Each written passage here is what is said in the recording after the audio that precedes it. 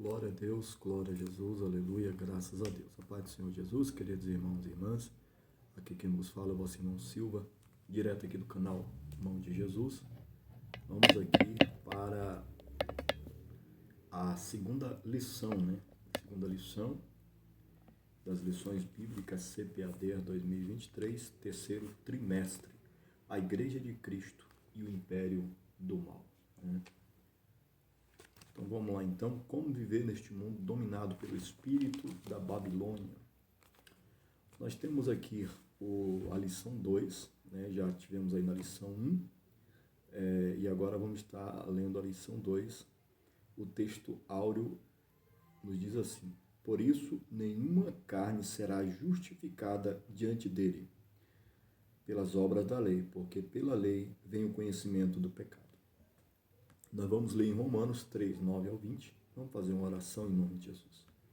Senhor Jesus, meu Deus, dá-me graça, Senhor, para conduzir, glória a Deus, aleluia, esse pequeno estudo, meu Pai, esse pequeno comentário, leitura, enfim, Senhor. Que o Teu Espírito venha nos fazer entender, Senhor, que só o Senhor é Deus, só Deus é o Senhor sobre as nossas vidas, a nossa casa, a nossa família, sobre a terra, em nome de Jesus. Graças a Deus. Você que não é inscrito, se inscreva aí pelo canal Mão de Jesus, aqui pela plataforma do YouTube. Você que gostar do conteúdo, deixe seu like, seu comentário. Nós vamos prosseguindo por aqui em nome de Jesus Cristo, Vamos ler agora sobre a deturpação da doutrina bíblica do pecado, A verdade prática é o pecado de Adão arruinou toda a humanidade. Contudo, Jesus Cristo pôde regenerar eficazmente o pecador. Romanos capítulo 3, versículo 9 em diante, nos diz assim até o 20, Porque somos nós mais excelentes? De maneira nenhuma, pois já dantes demonstramos que, tanto judeu como grego, todos estão debaixo do pecado. Como está escrito, não há um justo, nenhum sequer. Não há ninguém que entenda, não há ninguém que busque a Deus. Todos se extraviaram e juntamente se fizeram inúteis. Não há quem faça o bem, não há nenhum só. A sua garganta é um sepulcro aberto. Com a língua tratam enganosamente. Peçonha de áspide está debaixo de seus lábios, cuja boca está cheia de maldição e amargura. E seus pés são ligeiros para derramar sangue. Em seus caminhos há destruição e miséria. E não conhecer o caminho da paz. Não há temor de Deus diante de seus olhos. Ora, nós sabemos que tudo o que a lei diz aos que estão debaixo da lei o diz, para que toda boca esteja fechada e todo mundo seja condenável diante de Deus. Por isso, nenhuma carne será justificada diante dele pelas obras da lei, porque pela lei vem o conhecimento do pecado. Amém? Vamos ler aqui, a introdução, que fala assim: a queda no Éden transmitiu à humanidade a inclinação do coração humano ao erro. Por isso, a regeneração é o único meio possível de desfazer as consequências do pecado, em que a natureza humana só pode ser transformada pela obra de Cristo. Nós temos aí Tito, capítulo 3, no versículo 5 e 6, que nos diz assim: não pelas obras de justiça que houvéssemos feito, mas segundo a sua misericórdia, nos salvou pela lavagem da regeneração e da renovação do Espírito Santo, que abundantemente ele derramou sobre nós por Jesus Cristo, nosso Salvador. Vamos voltar aqui à introdução. Não obstante, por influência de teologia moderna, a doutrina do pecado vem sendo deturpada e enfraquecida. Esse processo abriu as portas para a normalização do pecado em muitos lugares denominados cristãos. Nesta lição, vamos estudar o perigo dessas teologias para a ortodoxia cristã. Lembrando que ortodoxia é as doutrinas bíblicas, o ensinamento aí bíblico. Vamos lá então no tópico primeiro, o ensino bíblico da natureza pecaminosa. Parágrafo 1, 2 e 3 nós vamos estar lendo. Depois nós vamos para o tópico 2. Parágrafo 1 vai falar sobre a definição do pecado. Dentre os termos para pecado destacam-se o substantivo hebraico ratá. Chatá é a palavra em português, né? Mas a palavra em hebraico é ratá, tá bom? Que significa errar o alvo, né? Nós podemos conferir em Gênesis 4, 7. E o seu correspondente grego, o martia, né? O martia, que possui conotação de erro moral, 2 Pedro 2, 13 e 14. Assim, a Bíblia define pecado como a transgressão da lei de Deus. A palavra abrange não apenas errar o alvo, mas deliberadamente acertar o alvo errado. Trata-se da rebelião e desobediência contra Deus e sua palavra. Além disso, o pecado afasta o homem de Deus, fazendo-o pecar contra o próximo e por se omitir em fazer o bem. Portanto, pecado é a condição do homem não regenerado e só pode ser expelido por meio de um novo nascimento. Essa reconciliação do homem com Deus só é possível em Cristo Jesus. E aí ele cita aqui João 3, 3 ao 7. Eu quero estar lendo aí esse versículo exatamente como está na Bíblia, porque é muito interessante aqui. João tem muitos versículos aqui, né? Mas João 3, 7 nos diz assim: não te maravilhe de te ter dito, necessário vos é nascer de novo. Aqui Jesus está ensinando justamente esse estudo aqui, a Nicodemos, que é preciso a gente nascer da água e do Espírito. Da água com batismo nas águas, São Mateus 28, e do Espírito com batismo com o Espírito Santo com fogo. Em Atos 1, Atos 2, ali você encontra aí, né, Atos 3, todo esse novo nascimento aí. Então Jesus ensina para Nicodemos isso aí. É necessário nascer da água do Espírito para vencer o pecado. Porque o pecado não se vence por nós próprios. O pecado ele se vence pelo poder de Deus sobre as nossas vidas. A fé em Jesus Cristo, somente Jesus venceu o pecado. Então nós vencemos em Cristo, através do seu Espírito, dos seus ensinamentos. A universalidade do pecado. É o parágrafo 2 agora. O ser humano foi criado em estado de inocência, sem pecado, perfeito. Glória a Deus. E dotado de livre-arbítrio. Está em Gênesis 2, 16, 17, quando Eva, né? Vou ler aqui para a gente entender aqui mais exatamente, né? Gênesis 2, 16 vai falar sobre o livre-arbítrio. E ordenou o Senhor Deus ao homem, dizendo: de toda árvore do jardim não comerás, mas da árvore do conhecimento do bem e do mal dela, e ordenou o Senhor Deus ao homem, dizendo: de toda árvore do jardim comerás livremente. E o versículo 17: mas da árvore do conhecimento do bem e do mal dela não comerás, porque no dia em que dela comeres, certamente morrerás. Então, Deus falando com Adão, dando ordem, como Jesus deixou para nós o Novo Testamento. Não vá tocar naquela árvore, somente naquela árvore, que é a árvore do conhecimento do bem e do mal. As outras milhares de árvores, você pode se alimentar como você quiser, mas naquela não toque. Então o Senhor deixou essa ordem e Adão ensinou a Eva, e a Bíblia diz que Eva foi e comeu daquela árvore a qual o Senhor Deus tinha dito para não comer. Nós já é bem conhecido, né? A criança aí conhece, né? A maioria. Então, é o livre-arbítrio. Deus tinha falado que ele ia morrer, mas ele comeu com Eva. Né? Eva comeu, depois deu ao seu esposo Adão. Então, ele tinha o livre-arbítrio de não comer, porque Eva comeu Adão, ele tinha o livre-arbítrio de dizer: não vou comer. Porém, ele comeu, porque ele decidiu comer, o livre-arbítrio. Né? Então, muitas vezes você está na igreja, você quer desviar, quer beber, quer fumar, Você tem o livre-arbítrio, você pode fazer, tá? Porém, Deus ensina-nos que tudo isso nos leva à destruição, nos leva ao pecado, nos leva a se afastar de Deus, nos leva à desobediência.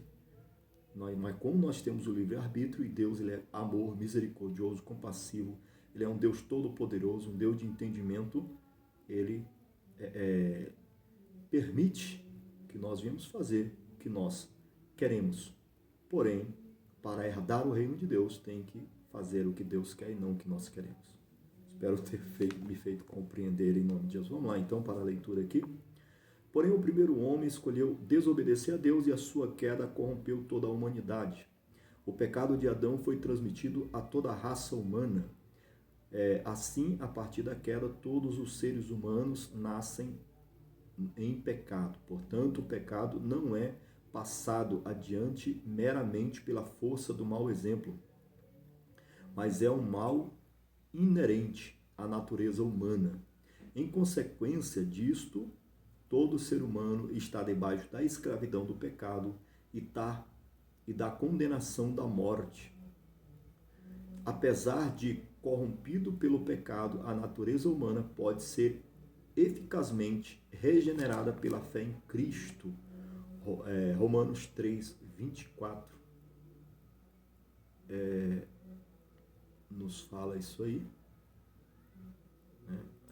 Logo após o 20, aí onde lemos o 24, vai nos dizer assim: sendo justificados gratuitamente pela sua graça, pela redenção que há em Jesus Cristo. Então, somente em Cristo nós somos perdoados, justificados, transformados e ressuscitados. O parágrafo 3 vai nos falar sobre a corrupção total. A corrupção total é o estado de corrupção mental, moral e espiritual da natureza humana. Nesse aspecto, a inclinação para fazer as coisas erradas é resultado do pecado. Por causa da queda, todas as áreas de nosso ser foram corrompidas. Essa corrupção impede o homem de tomar a iniciativa no processo de regeneração. Ele só pode ser liberto do pecado após o convencimento do Espírito Santo. Sem essa ajuda divina, ninguém pode ser transformado. Tito 3,5. Vamos lá, livro de Tito 3,5 diz assim: não pelas obras da justiça que houvéssemos feito, mas segundo a sua misericórdia, nos salvou pela lavagem da regeneração, da renovação do Espírito Santo. Tá? Ou seja, o livre-arbítrio precisa divinamente ser restaurado, né? Somente por meio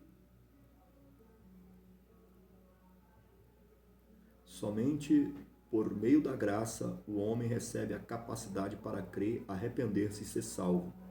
Dessa forma, a libertação do pecado não provém de nenhum esforço humano, mas é gratuita, divinamente ofertada por Deus. Agora vamos para o tópico 2, as teologias modernas. Parágrafo 1, 2 e 3. Vamos estar lendo aqui. Parágrafo 1 nos diz sobre a teologia do pecado social. A tese do pecado social remonta aos concílios católicos de Medellín, em 1968, na Colômbia, ali em Puebla, né? Em 1979, no México. Essa tese defende que o pecado é algo que se constrói por meio de estruturas opressoras, tais como a pobreza, a injustiça, a desigualdade. Dessa maneira, a redenção do pecado não se restringe ao aspecto espiritual, sendo preciso tratar as questões sociais. O pecado deixa de ser tratado no nível de moral e passa a ser considerado no nível econômico e social.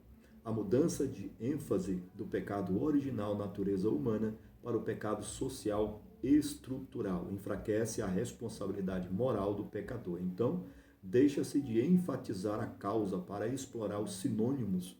A partir daí, resolver as questões da ordem social é visto como solução para o problema do pecado. Naturalmente, essa é uma deturpação do ensino bíblico a respeito do pecado. Então, aqui ele está falando que o concílio, né, ali de Medellín, né, de Medellín, em 1968, pelo Papa VI, né, foi tratado ali que o pecado, a maioria das vezes é sobre o local onde moramos, né, social, econômico ali, político, e realmente tem um peso, né, mas segundo a Bíblia, cada um é responsável por si mesmo e os nossos pecados estão em nós, na nossa carne, e não é culpa do nosso derredor.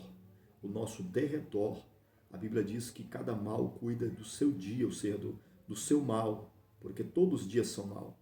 E nós temos que cuidar de nós mesmos, sendo luz neste mundo, porque o mundo jaz em pecado, jaz em trevas, tá bom? Então é isso aqui, resumindo aqui, sobre a teologia moderna. É bom esse ensinamento, sim, para entendermos que também o nosso derredor, existe uma força diabólica terrível que nós não conseguimos dominar, ao contrário, se nós deixar, nos domina. Mas pelo poder de Deus, nós somos dominados pela graça e pela misericórdia por Jesus, que foi o único que venceu, para que nós venhamos vencer também.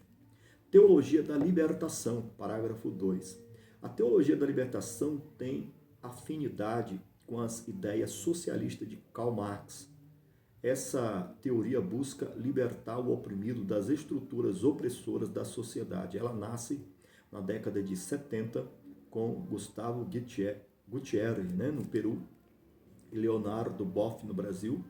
Para eles, o estudo teológico não deve estar centrado em doutrinas bíblicas para libertar o homem do pecado, mas na indignação social para libertar o homem da injustiça social, econômica e cultural. Tá vendo? Essa teoria da teologia da libertação, ela junta com a teologia moderna, né? Aleluia. Vamos continuar aqui. Desse impulso surgem as teologias de cunho emancipatório, de gênero, transexualidade, de sexualidade, homossexualidade e de raça. Uma de suas vertentes é a teologia da missão integral, TMI. O grande impacto dessas influências é que a fé cristã é reduzida à militância política socialista e marxista. As pautas sociais e progressistas são disfarçadas pelas roupagens do Evangelho, postas acima dos valores morais do reino de Deus. Então, transformar-se o Evangelho em inconformismo, cristicismo e assistencialismo. Nós não podemos misturar, por isso que nós não podemos misturar aí, porque senão vira isso aí, vira um inconformismo, cristicismo e assistencialismo e não mais evangelho, né? Evangelho e poder de Deus é uma coisa, e social, área social, econômica e política é outra, apesar que nós vivemos no meio. Porém, Jesus não se prendeu nisso, dá a César o que é de César e a Deus o que é de Deus. É isso que esse estudo quer trazer aqui, esse parágrafo, né? Parágrafo 3, liberalismo teológico. Após a reforma protestante em 1517, floresce o liberalismo teológico, onde a razão é colocada acima da revelação divina. Como resultado disso, a inspiração inerrante e infalibilidade das Escrituras são questionadas, os milagres e o sobrenatural são considerados mitológicos, as doutrinas da fé são reinterpretadas e resignificadas, troca-se as mensagens da salvação, de arrependimento, confissão de pecado e mudança de caráter por uma visão progressista que enfatiza a transformação social pelo paradigma do marxismo. Assim, o pecado é relativizado, o ecumenismo religioso é propagado e toda a experiência espiritual é considerada válida.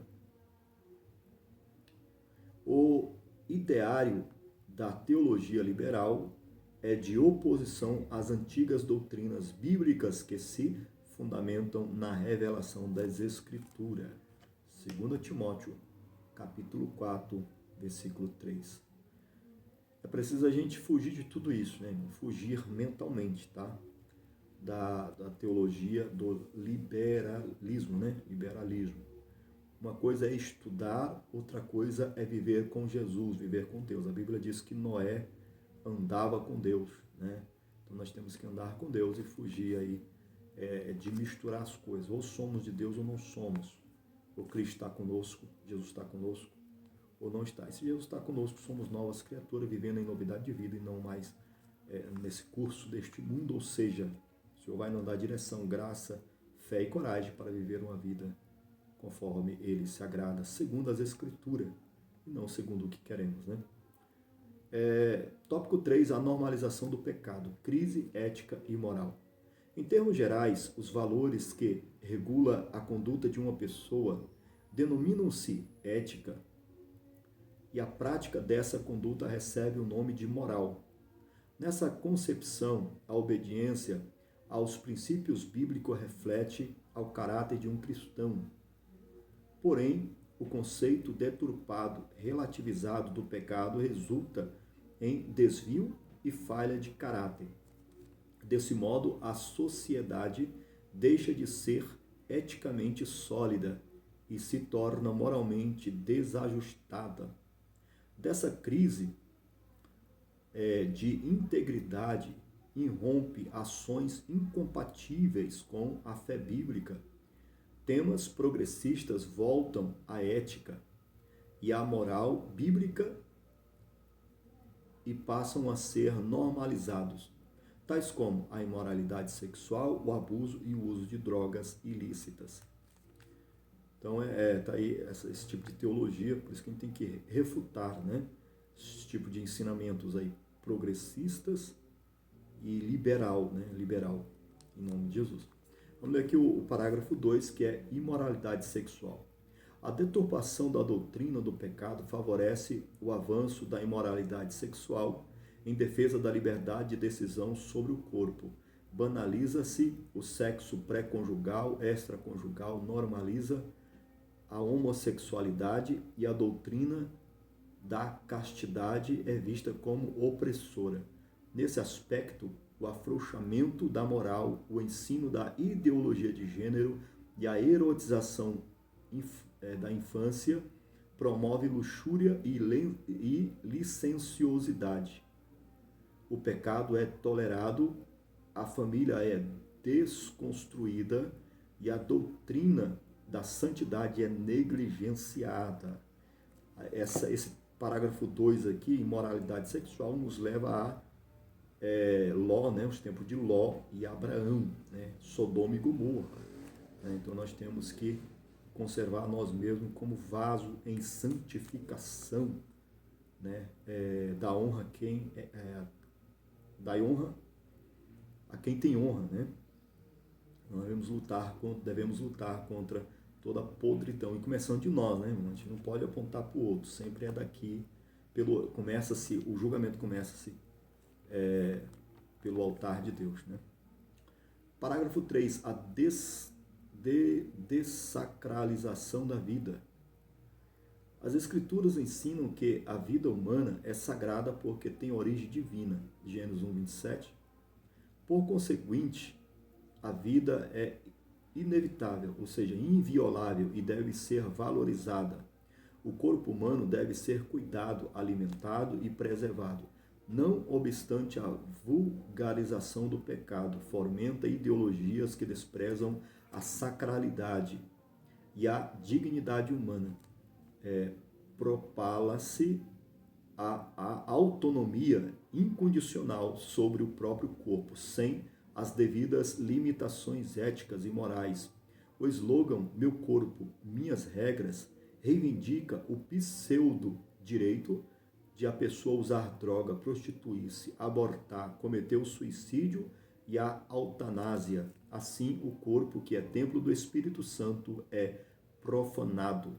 A criatura, de modo proposital, afronta a vontade do Criador. Então, esse negócio de meu corpo, minha regra, diante de Deus não existe, né? Na verdade, meu corpo é a regra de Deus, a regra da palavra de Deus. Meu corpo é a regra do Espírito Santo. Meu corpo foi feito para louvar e servir a Deus, e não para somente me servir, né? É isso para nós que somos servos de Deus, né? Antes de aceitar Jesus, eu pensava assim, né? Que meu corpo era somente para me servir, aí eu podia fazer o que eu queria, né? Também não conhecia o Evangelho, mas nós, quando conhecemos as Escrituras, nós entendemos que não é assim. Jesus, ele quer nós para louvor do seu nome em santificação do corpo, alma e espírito, né? Eu queria aqui ler um versículo que é em 1 Coríntios, capítulo 6, versículo 19. 1 Coríntios 6. Você pode abrir aí na tua Bíblia também, em nome de Jesus. Capítulo 6, versículo 19, que nos vai falar assim: ou não sabeis que o vosso corpo é templo do Espírito Santo, que habita em vós, proveniente de Deus, e que não sois de vós mesmo? O verso 20. Porque fostes comprados por bom preço. Glorificai, pois, a Deus no vosso corpo e no vosso espírito, os quais pertencem a Deus. Então, se não é o sacrifício de Jesus na cruz por nós não estaríamos aqui. Esse vídeo não estava sendo gravado, eu não estaria aqui, né? Não tinha chegado em 2023 anos e daqui para frente, só Deus sabe, né? Mas, enfim, então tá aí, né? E cai por terra esse negócio de meu corpo, minhas regras. Meu corpo é do Senhor Jesus, segundo 1 Coríntios, capítulo 6, versículo 20, os quais pertencem a Deus. Então, nosso corpo pertence a Deus, tá bom? Glória a Deus. Amém? Vamos aqui, então, para a conclusão. A relativização do pecado que a restringe à solução de pautas sociais em prejuízo da moral e, por sua vez, o exclusivismo moral em detrimento de causas sociais, igualmente não retratam a fé cristã, apesar de a igreja não ser apolítica e nem insensível às desigualdades sociais. O mal primário a ser combatido é o pecado inerente à natureza humana. Uma vez regenerado pela fé em Cristo, o crente repudia as injustiças contra o seu próximo. A igreja atuante é aquela que ainda milita na terra contra a carne, o mundo, o diabo, o pecado e a morte. Efésios 6:12, né? Que fala sobre a armadura de Deus, tá bom? Então Deus abençoe, tá? Aí está a segunda lição das lições bíblicas CPAD 2023, terceiro trimestre. A deturpação da doutrina bíblica do pecado, tá? Próximo tópico nós vamos ler, ou seja, a próxima lição nós vamos ler o perigo do ensino progressista. Temos que estar atento e temos que estar debaixo da mão de Deus para que nós não venhamos concordar com o pecado carnal, mas sim entender que ele existe e é o fator de a humanidade estar caída, perdida e em caminho de uma perdição. Mas o Senhor Jesus nos ensinou que Ele é o caminho, a verdade e a vida. Ninguém vem ao Pai, não é ninguém vai ao Pai. Ninguém vem ao Pai a não ser por Ele, tá bom? Oremos, oração final. Senhor Jesus, muito obrigado por esse estudo, por essa leitura. Espero, Senhor Jesus, meu Deus, que os irmãos e irmãs venham entender, Senhor, que o Senhor quer o nosso bem, o Senhor nos ama e o Senhor tem nos dado vida e vida com abundância, meu Pai. Que este irmão e esta irmã venham te aceitar, reconciliar, voltar para o Senhor. Ó Deus, glória a Deus, porque Tu és um único nome sobre todos os nomes, meu Deus, a qual venhamos ser salvos. Tu és o nosso Deus, o nosso Salvador. Como disse, meu Deus, glória a Deus, Tomé, Senhor, Deus meu e Senhor meu. Jesus nos ajuda a compreender, Senhor. Abençoa este homem, esta mulher, essa família, essa casa. Ó Deus, aquele que está assistindo, aquele, Senhor Jesus, que não compreende, até mesmo me xinga, mas, Senhor, o Senhor sabe, o Senhor conhece, como o Senhor estava na cruz. O Senhor diz, perdoa-lhes, porque eles não sabem o que falam, o que fazem. E eu oro agora pedindo misericórdia sobre esse irmão, essa irmã que me xinga, de irmão, essa irmã, meu Deus, que não aceita a verdade, mas nada podemos contra a verdade, senão pela verdade. Que o amor de Deus, a comunhão do Espírito Santo e a paz do nosso Senhor Jesus estejam com todos vós para todos sempre. Amém e amém, Senhor Jesus. Até o próximo vídeo, em nome de Jesus. Graças.